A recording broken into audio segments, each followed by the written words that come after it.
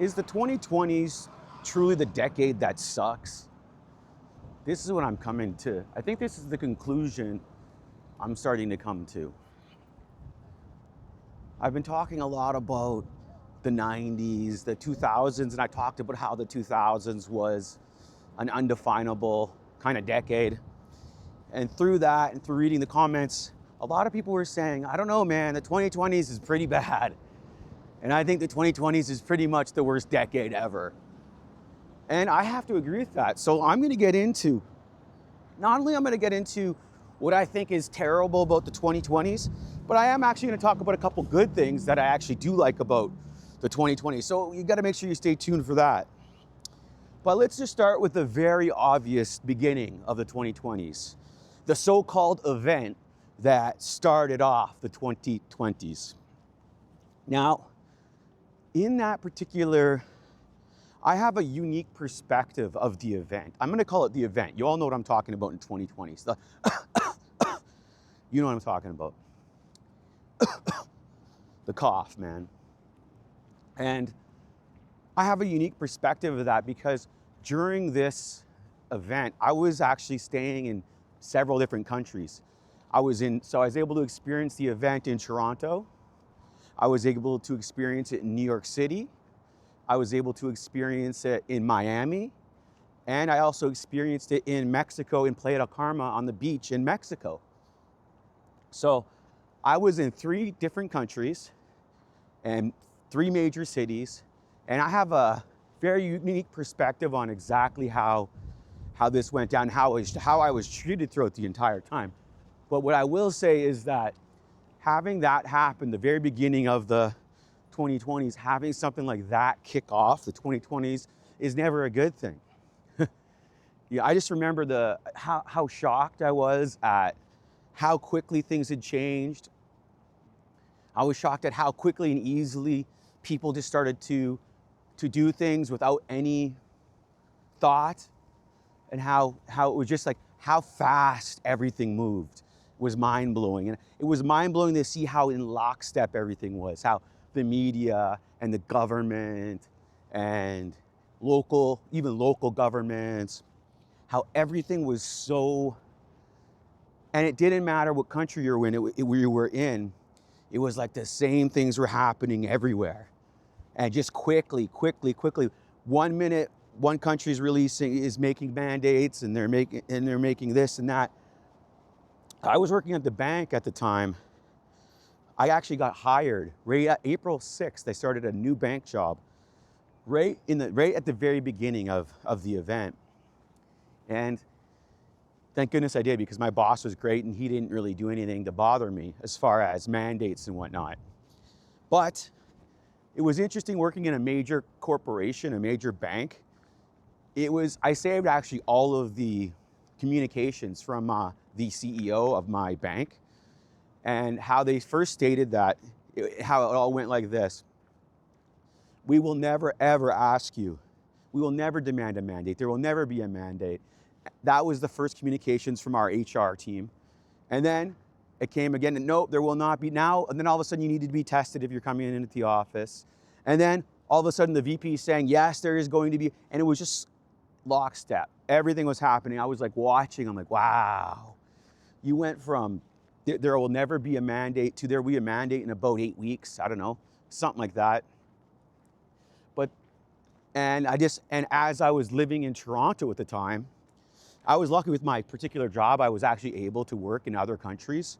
So that's why I was able to work in New York City. My girlfriend lived in New York City at the time. So I was able to spend, basically my summer in Brooklyn for 2 years straight, which is incredible. But in Toronto, like for example, if I would get onto the streetcar or the subway, and I wouldn't be wearing a mask or anything like that, because I was like, forget that, I'm not doing it.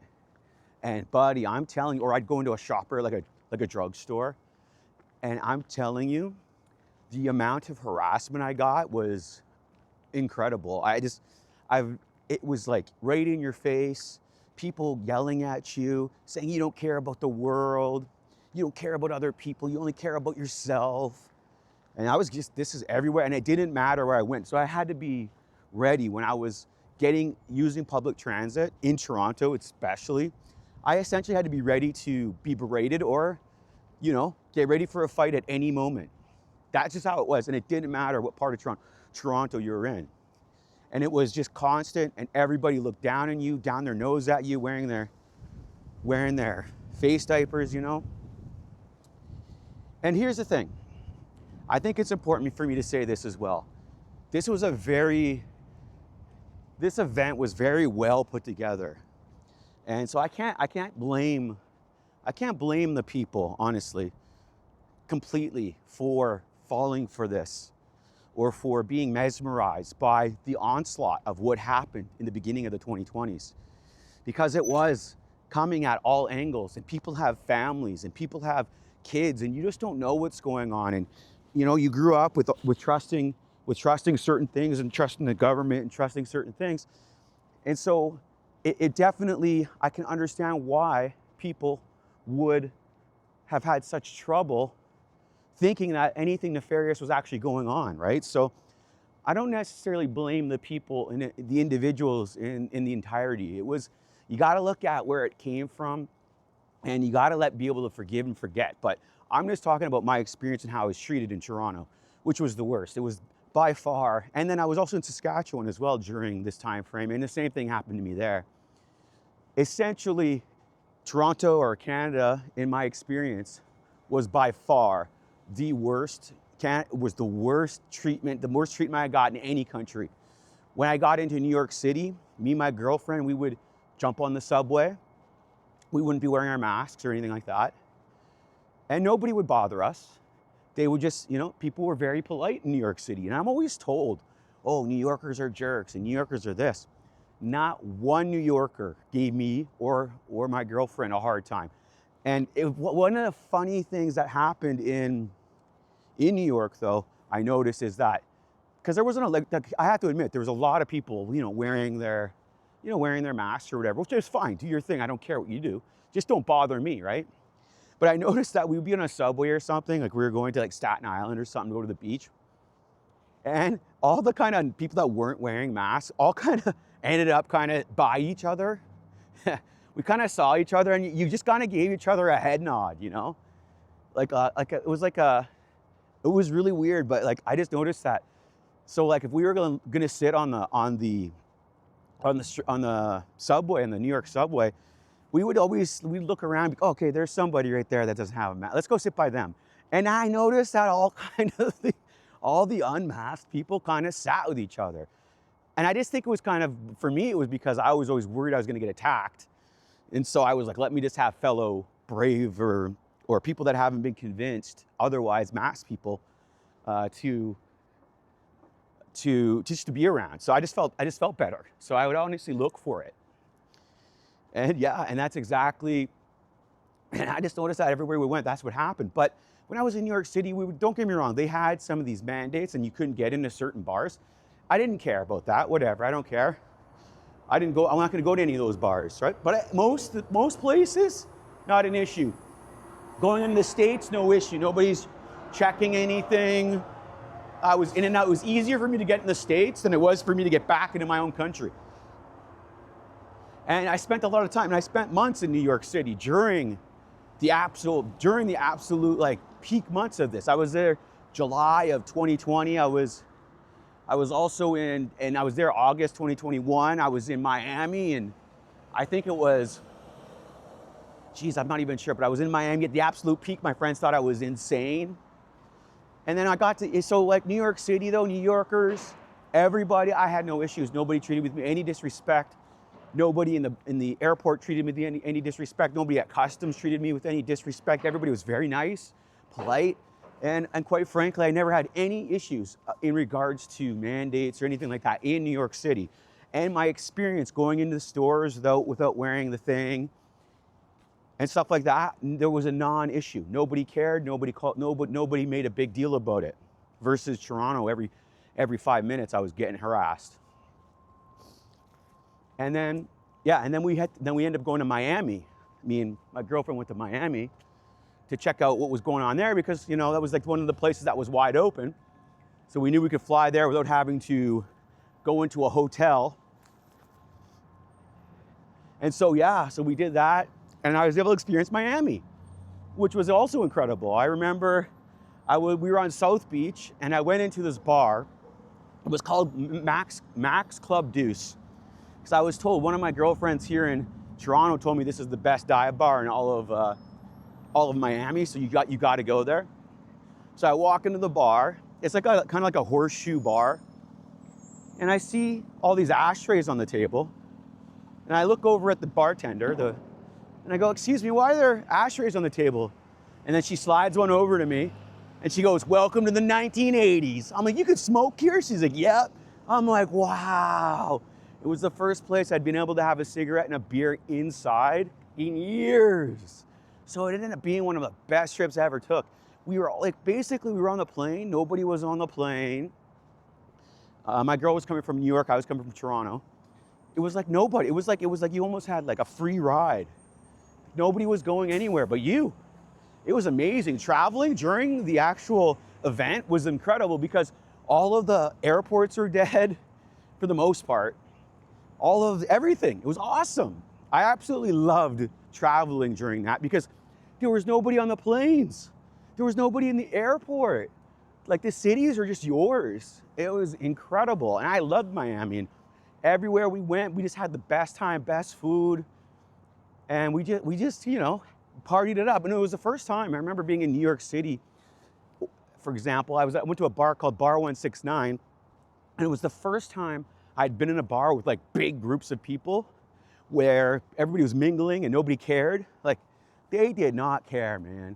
New York City did, like, for the most part, did not care. Miami did not care, man. Like, you might have thought people cared in New York City because of the so-called media, but no, man, I was there.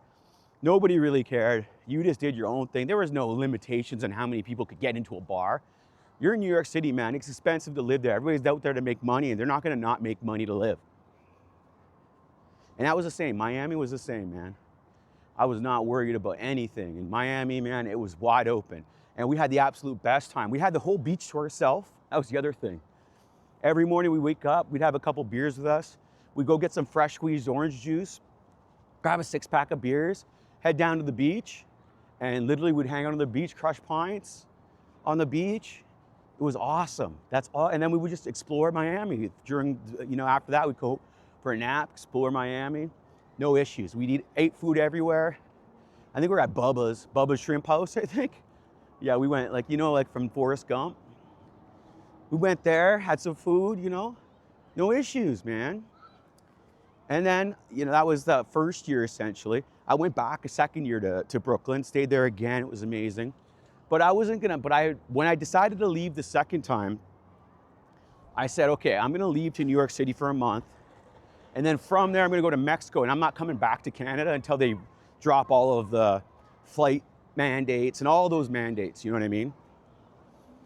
So that's what I did. I went to New York for all of August, left from New York City to Mexico, to Playa del Carmen in Mexico, stayed there for a month, and then finally in October of 2022, I think it was, they finally released all the mandates in Canada, because before we were getting charged $5,000, $25,000 coming into the country if we didn't have certain paperwork.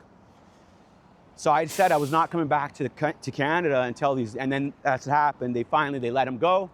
I came back to the country. But through this operation, through this event, and there's a lot of bad things that came out of it, but also there was a lot of good things, because you started to see the unveiling. The mask came off, right? That was, I think, was an important thing, was that you started to see people for what they really were. You started to see politicians for what they really were. You started to see these corporations and these companies for what they really were, And that's what you have to understand too. We had to go through in Canada, like Trudeau saying that he would never, this is the prime minister, like this would be equivalent to the president saying, he would say, I will never get on a plane beside a person that was not, injected with the boogie juice. And that was right? That was the prime minister. So you gotta understand like the psychological pressure that was put on everybody from the top down. That's why I think it's important for people to understand is I don't blame the people. I don't blame the individuals for this, for what happened, because it was a very, very powerful psychological experiment that was happening. But for that to begin, for the 2020s to begin with this event, and then the worst thing about it is, from this event we transition. In this event, what happens is our government, the Canadian government, the American government, I'm sure the Australian, Ireland, all this other stuff, they all started printing off millions and billions and trillions of dollars and started giving away all this money to everybody. And what happens when you start giving away and printing off money and giving it to everybody? You start to see what's happening now in our country. You're seeing, in this country, in America, you're seeing inflation. You're seeing the dollar worth so much less. Let's see if I can cross the street here. Yeah, let's go. Good Lord. All right, gotta go this way. But we start seeing the hidden costs of this. Now we're in what's the next part of the 2020s. Now we're in the financial crisis again. Canada, you can't sell property. Your properties are all worth nothing. Nobody's buying anything. If you look at the prices of meat in Canada, which is the healthiest thing in the world to eat, it's super expensive. It's crazy. Everything has gone up in price. Right? Everything's more expensive. People aren't getting paid as much money as they used to be. Mass layoffs are happening across Canada, I'm not sure if they're happening in America as much, definitely in Canada. And you're starting to see now this financial crisis unwinding. And I start to think about to myself, like, what about the youth, man? I feel bad for the kids that had to go through the event and had to go through like high school and no going to their grads, no going to formal dances, like how much the youth lost, how much that generation lost, and all the young kids that were born, how much they lost because they weren't allowed to go out and interact with people. Even like the dogs, there's this dog that lives across the way from me, and I love dogs, but this dog is definitely a COVID dog that was not around anybody, and now this particular dog that lives right across from where I live won't stop barking when its owner leaves. All day long, it just howls and howls and howls. And I wondered to myself, how does this owner just leave the dog all day yelling and screaming? And anyways, that's what happens.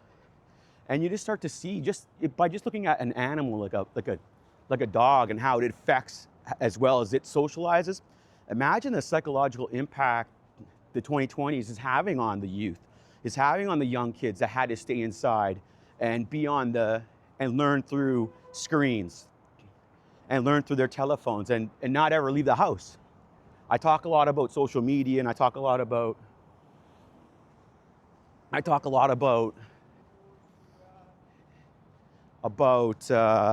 how people are on their phones too much and how people are on the internet too much. And you start to see,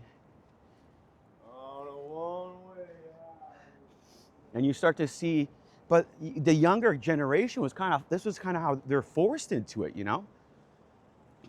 And everybody was and they were basically raised on fear.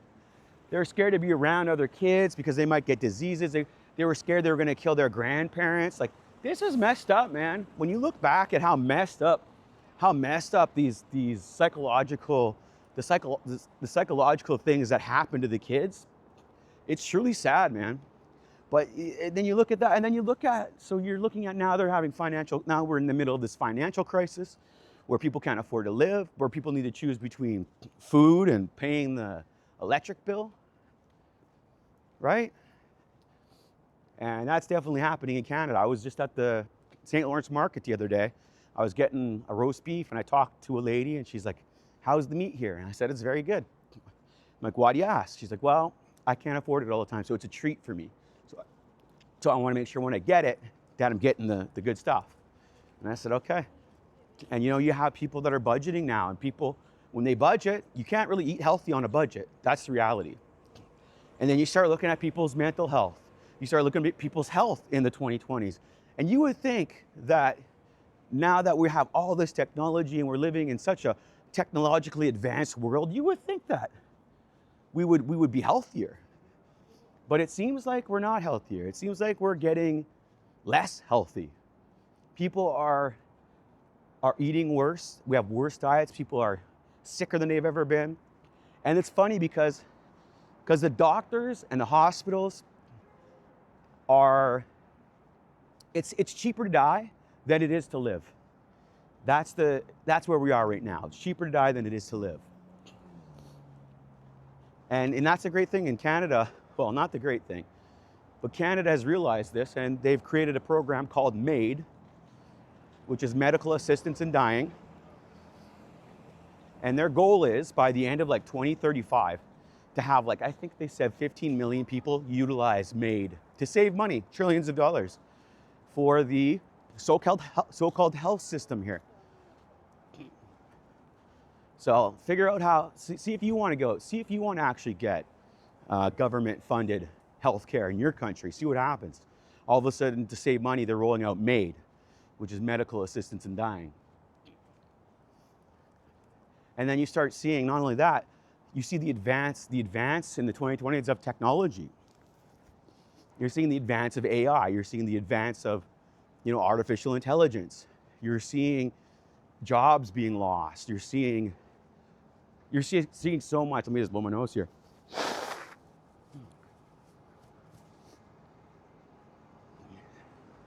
You're seeing a whole brand new market erupting, and people don't even really know the impact yet of what AI is going to do. Right? If you use AI for anything, like think about how many jobs AI could just take tomorrow if it really wanted to. And you're seeing the rise the rise of the tech world. You're seeing AI, you're seeing social media continuously growing and growing and growing. There's no end in sight for that. The impact of social media, the influence of social media. What does social media do to your mind? What does it do to your brain? And also you're seeing that social media is almost becoming the new news media. So if you see like a celebrity, or if you see like a politician, or you see like somebody that needs good PR, you'll notice that they're starting to hire all the influencers to comment on the story so they can change the narrative through the influencers on social media. That's what's happening. And you're seeing the rise of the hive think, where people can now, where the PR machine is so much more complex now, because it's not just about television and news networks, and now you can get it out. You can get out so much information on Instagram, on YouTube, on Twitter, and you can start really, if you have enough money, you can start creating your own narrative, right? And that's what you're seeing in the rise of these tech worlds, and how influential truly the tech world is, how influential social media really is. It's got to be one of the most influential aspects ever created. And I think people are starting to realize how powerful this is. And then it leads you down the path of people, and you're seeing the rise of these mental illnesses. You're seeing the rise of anxiety in the kids. You're seeing the rise of depression in the kids. You're seeing the rise of antisocial behavior, where people don't want to leave the house. And you're seeing this happening more and more and easier and easier. And you start to wonder, and then you start to look at the culture. Like the 2020s blows, man. You look at the culture, look at the music, look at the movies. Look at the art. When you look at the 2020s, if the 1980s was the decade of decadence, then the 2020s has to be the decade of decline. Because after decadence comes decline, always. Does not matter. Any Any civilization you look at, once they had their decadent period, the very next thing was the fall. And that's where we're at. The 2020s will be known as the decade of decline for Western societies, in my opinion. For the decline of thought, for the decline of philosophy, for the decline of individual thinking. And you'll start to see, and we're already seeing that. So that's what I think, the 2020s. Is it truly the decade that sucks? Yes, it is. And then you look, again, I was talking about the culture. If you look at all the movies that are being made right now, basically they're all remakes. People can't seem to come up with original ideas anymore. It's like the more collectivist you become, the more hive mind you become, the more dependent you are on AI for creativity, the less creative the world is, the less creative your culture is, the more the same it looks. And you're seeing that expressed in the music, how the music all kind of sounds the same, and the decline of like, for example, the rock and roll music decline. There's nothing out there that's really great for rock and roll right now. If you look at rap, it went from, the 90s rap to mumble rap, which isn't really even hip hop. And you just start to see everything's declining. You decline in every single basically category you could think of, there's a decline. You look at art, I mean, what's one of the great painters of the last decade? Can you even think of anybody? Right? I can't. I don't know. And you're just seeing the decline in, when you look at sporting events. You look at the Roman Colosseum, right? You look at the rise of UFC. UFC is still super huge, which is basically blood sports, right? Circus, bred in circuses. And this is what you're starting to see. You're starting to see a world that is addicted to entertainment, to the internet. Like, is the internet a psychological addiction? Is your cell phone, is your smartphone an addiction? Is social media an addiction? Of course it can be. If alcohol and all these other things can be addictions, now I get that alcohol could be a physical addiction. But is there such thing as mental addictions? Well, I think the 2020s tells you loud and clear, yes, there is. And we're just seeing, so what we're seeing in the unfolding of this new world that lacks identity, that lacks individualism, that lacks its own, even when you look at your individual nationalistic countries, are you seeing that your country is also losing its identity? Doesn't matter if you're in Ireland or if you're in America or if you're in Canada or if you're in Australia. Are you not noticing that there's an eroding of your national identity, of your national feeling, your national pride to be Australian, to be American, to be Canadian? And you're seeing this erosion. They're trying to erode, man, this demoralizing of the people, because they want people to think there's nothing they can do. And I think it's important to understand this. Absolutely, there is something you can do. You can control yourself. You can be you. You can go out and think for yourself. And I think that's the most important thing, is people need to just stand in their own square and don't be afraid to speak up. Don't be afraid to speak out. Don't be afraid to be ridiculed. Don't be afraid for your friends to think you're crazy. Don't be afraid for the world to dislike you. Because when you look at this world, do you want to be the part of the group that said, yeah, this is perfect for me. This is the kind of world I want to live in. Or do you want to be part of the group that said, nah, fuck this. I'm not about this. I'm going to do it my way. I'm going to do my thing. I'm going to create my own little world here, my own little culture here. I'm going to do my best to become myself. I'm going to do what interests me. I'm going to influence myself. I'm going to take my own education into my own hands. I'm going to find mentors that I like, that I find interesting, that I think that have something to teach me. Or do you want to be a part of the person that said, yeah, this is perfect. This is exactly the world I want to live in. Because you can't change the world, but you can change yourself.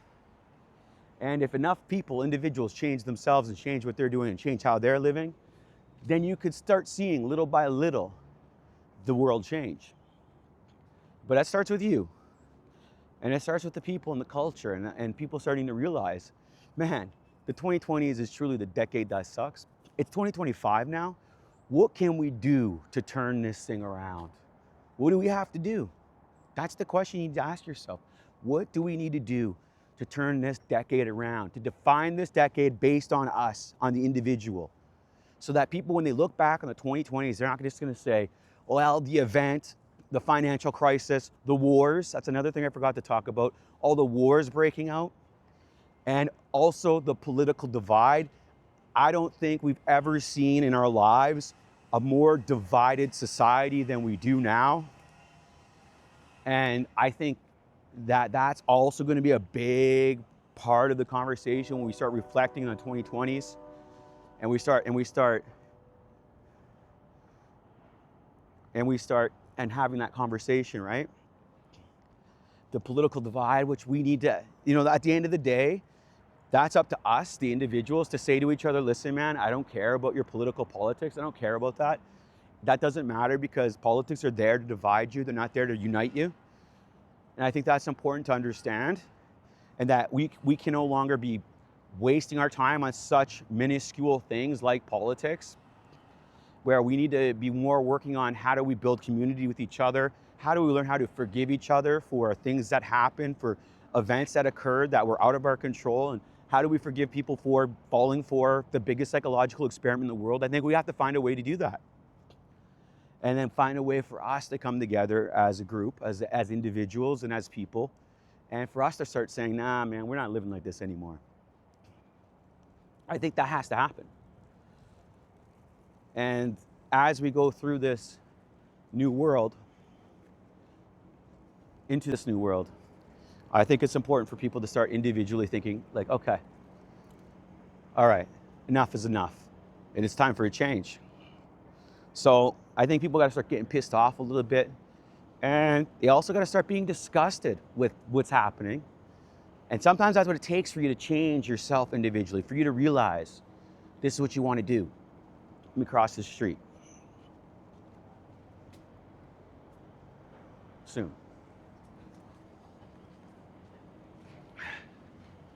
And that's it, man.